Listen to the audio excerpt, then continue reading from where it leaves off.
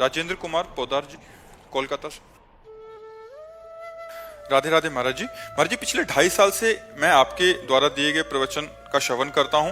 YouTube के माध्यम से एकांतिक वार्तालाप सभी कार्यक्रमों में सम्मिलित होता हूँ। मन से निरंतर नाम जब भी अधिक से अधिक करने का प्रयास कर रहा हूँ। पिछले कुछ दिनों से मन महाराज जी भयभीत सा है, क्योंकि श्री सेवक वाणी के 9वें प्रकरण श्री हित अकृपा जब प्रकरण पढ़ा तो महाराज जी उसमें महसूस हुआ कि मतलब जो लक्षण इसमें वर्णन किए हैं वो सारे के सारे मेरे अंदर हैं महाराज जी। अब लगने लगा है कि अहंकारी हूँ, दम्भी हूँ।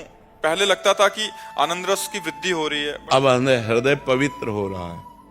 सही पूछो तो अब हृदय पवित्र हो रहा है। जब अपने में दोष दर्शन होने लगे तो भगवान की विशेष कृपा समझनी चाहिए, और इसी दोष दर्शन को लेकर हम भगवान से आर्त भाव पुकारते हैं कि प्रभु क्या मुझ जैसे नीच अहंकारी का भी आपके चरणों में आश्रय हो जाएगा। जब तक अपने को लगता है कि मैं भगवान के प्राप्त करने का अधिकारी हूं, तब तक वो अहंकारी है, वो भगवान की प्राप्त करने का अधिकारी नहीं है। और जब ये लगने लगता है कि मुझ जैसा नीच, मुझ जैसा अहंकारी क्या भगवान को प्राप्त करने लायक है, कदापि नहीं, तो वो भगवान को प्राप्त करने लायक बन जाता है। जैसे एक प्रसंग हम सुनाते हैं महाप्रभु चैतन्य देव का। जब महाप्रभु चैतन्य देव का यश प्रकट हुआ तो एक फलाहार रहते थे, पूरे भारत की नदियों का भ्रमण किए हुए थे। तो उनको लगा कि जब महाप्रभु चैतन्य देव के पास जाऊंगा तो मैं फलाहार करता हूँ, मैं पवित्र तीर्थों का भ्रमण किए हूँ, तो मुझे दौड़कर आलिंगन करेंगे। लेकिन उल्टा हुआ।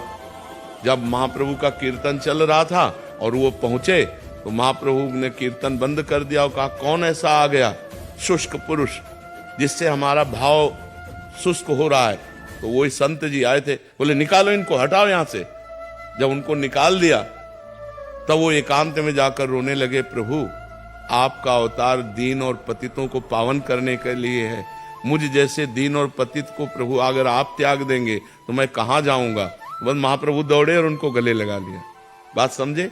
जब अहंकार था कि मैं फलाहारी और तीर्थयाटन करने वाला हूं, तो तिरस्कार करके उस अहंकार को दूर किया, क्योंकि महापुरुष के पास जाने से जीव का कल्याण निश्चित होना चाहिए। और जब उनको ये आया कि मैं पतित, मैं नीच, मैं अधम, तो महाप्रभु ने गले से लगा लिया। तो ऐसे ही हमारे अंदर जब ये वास्तविक बात आता है, वास्तविक हम देखते हैं कि ओहो मेरे अंदर तो अहंकार है, मेरे अंदर तो ये दोष है, तो हम भगवान की विशेष कृपा के पात्र बन जाते हैं। क्योंकि हमारे अंदर ये दैन्यता आ जाती है कि मैं किसी योग्य नहीं हूँ। और जिसको ये अहंकार आ जाता है मैं योग्य हूँ, वो वास्तविक भगवान के योग्य नहीं। और जिसको ये आ जाता है मैं पतित हूँ, मैं नीच हूँ, तो बात फिर बन जाती है। तो अब सही पूछो तो आपके भजन की बात बन रही है। यही आपको रुलाएगी, यही बात आपको रुलाएगी। आपको एकांत में बैठकर भगवान के सामने रोना आएगा कि प्रभु क्या मुझ जैसे अहंकारी को भी आपके चरणों में शरण मिल सकेगी। प्रभु क्या मुझ जैसे पतित दीनहीन को भी आप कृपा करेंगे। प्रभु आप स्वीकार। अब आ गई भक्ति का रंग आ गया। तो ये सही है, गलत नहीं है। ये आपके ऊपर भगवान की कृपा है। आप अपने साधन भजन को और बढ़ाइए। यही जब और आ जाती है ना, तो रोना शुरू हो जाता है। कभी कभी क्या प्रतिकूलताएं होती है ना, तो मैं फिर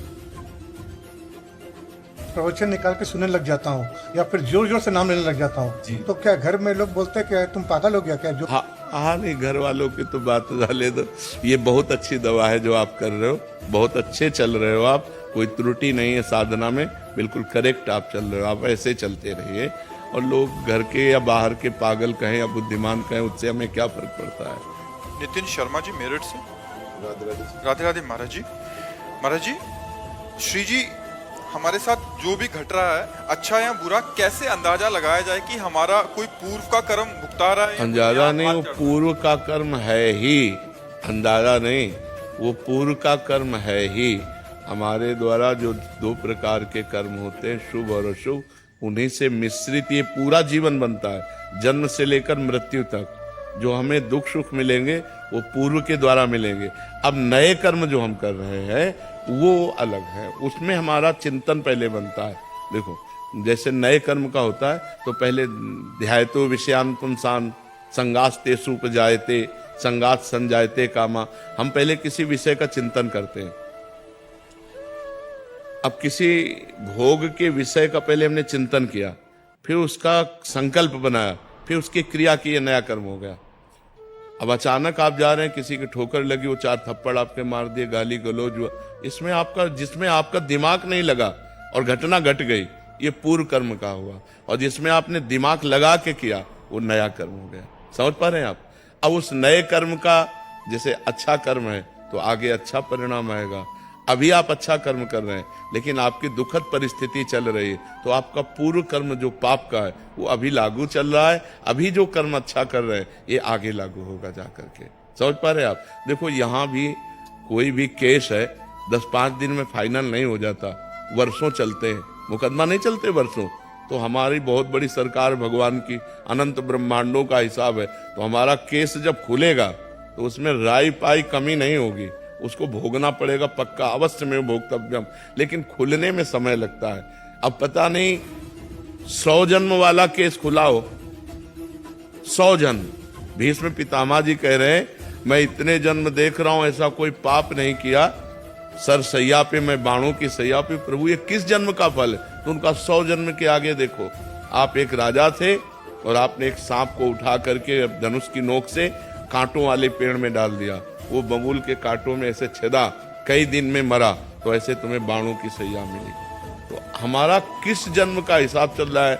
बहुत जन्म हो गए, अनंत जन्म हो गए।